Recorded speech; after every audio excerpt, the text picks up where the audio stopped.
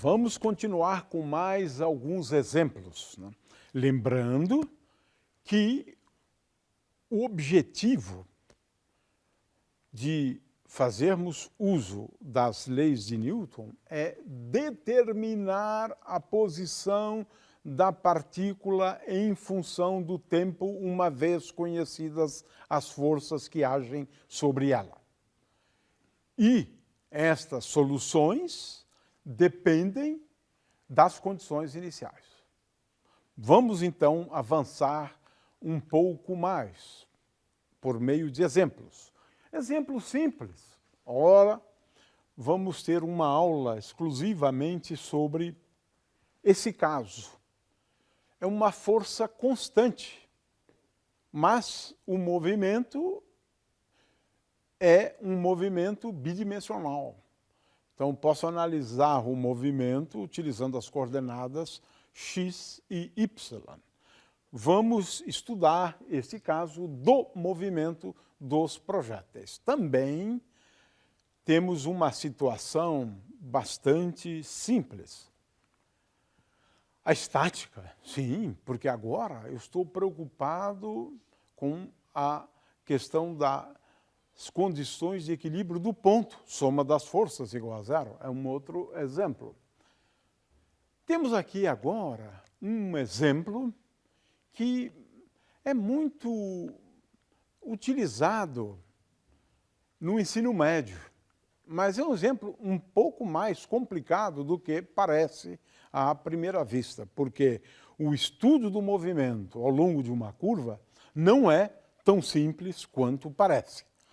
Não importa, mas esse é um exemplo que a gente pode fazer inferências, né, se admitirmos certas circunstâncias. Tenho aqui um exemplo de um carro ao longo de uma pista, uma rodovia, né? E o nosso problema, em geral, é o seguinte: eu tenho aqui uma curva qualquer, o objeto se movimenta ao longo da curva. O que eu vou fazer agora, o que eu vou falar, é uma coisa essencial, para que se entenda o que a gente está propondo. Ora, em cada ponto ao longo desta curva, nós podemos ter uma direção que vamos chamar de direção tangencial e uma direção normal. É claro que para definir essa direção normal, nós precisamos do conceito de circunferência osculadora. Mas a gente pode sempre definir uma direção normal e uma direção tangencial à curva. O fato é que se pode sempre mostrar que a velocidade tem sempre v é igual a v vezes t, onde t é um versor tangente à curva por aquele ponto ali. Este v que está aqui tem o nome de velocidade escalar. O que a gente pode mostrar, né, é que a derivada da velocidade escalar, esta componente, vezes m, a derivada com respeito ao tempo, é igual à componente tangencial da força. Componente tangencial da força. Ou seja, se uma força ou uma resultante de forças age sobre a partícula, eu tenho aqui, portanto, a força, e aqui eu estou exibindo a componente tangencial da força. O fato é que uma das componentes da lei de Newton é esta, a componente tangencial da força. Tem outras duas componentes, né? Mas isso aqui é um resultado que se pode, sim, provar, né? Provar. Ora, então estamos diante agora de situações simples se, por exemplo, a componente da força tangencial for sempre igual a zero. Veja, não é que as forças sobre o corpo são iguais a zero. É um caso no qual a componente tangencial da força é igual a zero. Ora, neste caso, temos aqui de novo um caso simples, e esse é também um exemplo de movimento uniforme, mas é um movimento uniforme ao longo de uma curva. Por quê? Neste caso, dv dt é igual a zero e, em relação à componente tangencial da velocidade, eu tenho que v é igual a v0, é a solução, mais nada, porque tenho uma velocidade constante. É fácil verificar isto. A solução, portanto, é simples. E com respeito à coordenada espaço, né? Ora, S é igual a S0, e é fácil verificar isto, lembrando os conceitos da cinemática escalar, onde V é igual a ds dt. Ora, S igual a S0 mais V0 vezes t. Esse é um caso simples, movimento ao longo de uma curva, e no qual a gente parte do pressuposto de que a componente tangencial das forças ou da força agindo sobre a partícula é igual a zero. Esse é um caso, é um exemplo simples. Tá? E eu tenho aqui as expressões para a velocidade, mais velocidade escalar, né, como função do tempo, e a coordenada S como função do tempo.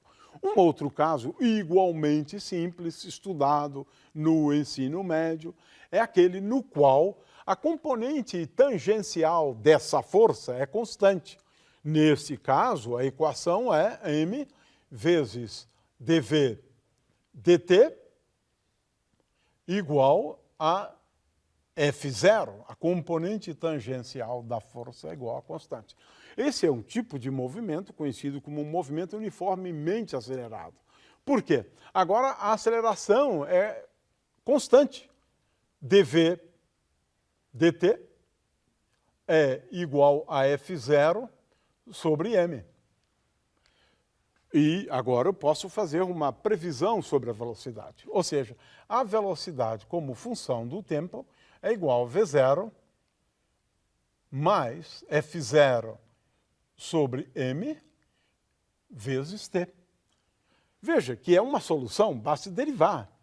Eu tenho aqui, na realidade, né, uma equação, é a equação diferencial. Eu tenho que encontrar a solução para essa equação. Qual é a função v tal que quando eu derivar essa função v, eu vou obter F0 sobre m? Essa função aqui. E agora, S de t. Ora, ds de t é igual a v, que é igual a v0 mais F0 sobre m vezes t. A pergunta é, qual é a função, porque é assim na mecânica, qual é a função S de t, tal que, quando eu derivar essa função, eu vou obter essa expressão aqui. Bom, temos o cálculo integral para isso, mas vamos dar a resposta, porque é um pouco cedo para apresentar esse resultado, né? Mas é fácil verificar, né? S de t é igual a S0 mais V0t mais F0 sobre m vezes t ao quadrado sobre 2. Porque quando eu derivar t ao quadrado, vai aparecer 2 vezes t. Então, eu tenho aqui a resposta para esse outro caso simples. Tá?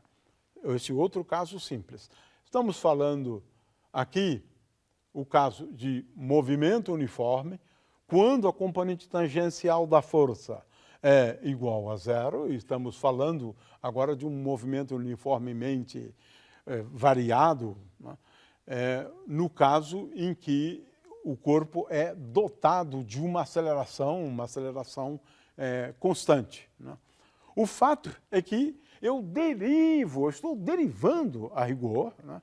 Eu estou derivando resultados conhecidos do ensino médio. Mas no ensino médio, em geral, o que se coloca aqui é V0 mais A0T. Não, esse A0 aqui tem relação com a força. É isso que a gente está chamando a atenção. Porque nós estamos agora utilizando a segunda lei de Newton. S de T é igual a S0 mais V0T mais F0 sobre M. Às vezes a gente chama isso aqui de A0, né? Vezes T ao quadrado sobre 2. Mas é um outro exemplo e bastante simples, né? Então, a gente pode aplicar isto, e vamos fazer depois, né? No caso do movimento circular, porque no caso do movimento circular, você pode também decompor a força numa componente tangencial e numa componente normal. É isso que a gente vai fazer quando estudarmos o movimento circular, quer seja ele uniforme ou não. Mas nós vamos utilizar a lei de Newton, né, no estudo do movimento circular, né? Aliás, no estudo de todos os movimentos, né? A gente pode decompor a força numa componente tangencial, que aqui nós chamamos de Fφ, e uma componente perpendicular normal, que chamamos de F índice ρ. Muito bem. Existe um caso também simples, mas é uma pena que, a despeito de ser simples, ele falta ainda um embasamento do ponto de vista do cálculo diferencial integral, né? Mas, pelo menos, eu posso mencionar, né? O caso em que a força depende apenas do tempo é uma situação também simples. Vamos dizer que a força depende apenas da componente x, né?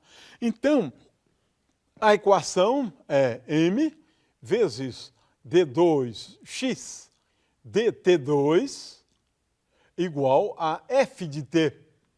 Por incrível que pareça, esse problema não é difícil de se resolver, porque você começa escrevendo m vezes dv de t dt igual a f de t. Então, a pergunta agora é a seguinte: procure uma função v de t igual a quanto? Vamos lá. Essa função v de t, ela é tal que, quando eu multiplicá-la pela massa e derivá-la uma vez, eu vou obter f de t. Portanto, é um problema relativamente simples, né? Mas, no momento, nós precisaríamos de um embasamento um pouco maior, mas podem ter certeza. Este caso também é um caso que é tratável matematicamente. É por isso que chamamos de caso simples. Falta-nos apenas o embasamento neste ponto, né, do curso. Mas, brevemente, quando vocês dominarem o cálculo diferencial integral, vocês verão que esse problema aqui é praticamente trivial, na realidade. Muito bem. Temos agora aqui casos, né, em que a força depende só da posição. Depende só da posição. Esses casos que a gente utiliza a conservação de energia também são casos relativamente simples de serem tratados, né? Eu tenho aqui um exemplo, né, de forças que dependem apenas da posição. Eu tenho um objeto preso a uma mola, né, e esse objeto está sob a ação de duas forças. Então, aqui tenho o objeto, eu tenho a força peso que age sobre ele, e tenho agora a força elástica, uma força elástica. Ora, esse movimento é um movimento harmônico simples, né?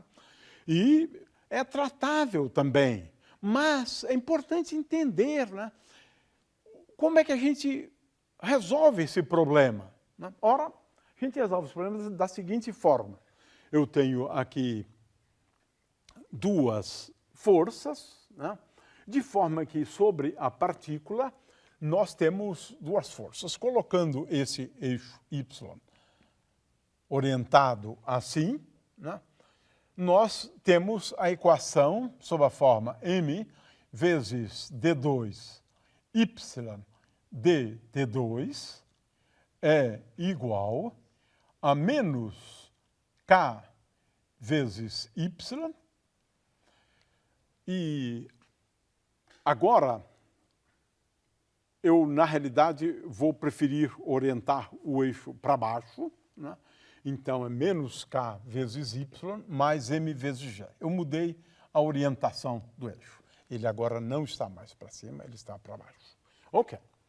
Então, aqui temos um problema muito bonitinho, muito interessante, da mecânica. Né? É uma equação. Sim! Veja, isso aqui é uma equação. É uma equação. O que é que eu estou querendo determinar? Estou querendo determinar y como função do tempo. Y como função. Agora o problema começou a ficar um pouco mais complicado, né, do que os problemas anteriores. Né? Por quê? Eu preciso encontrar uma função tal que quando derivar esta função duas vezes, eu vou encontrar uma constante vezes essa função.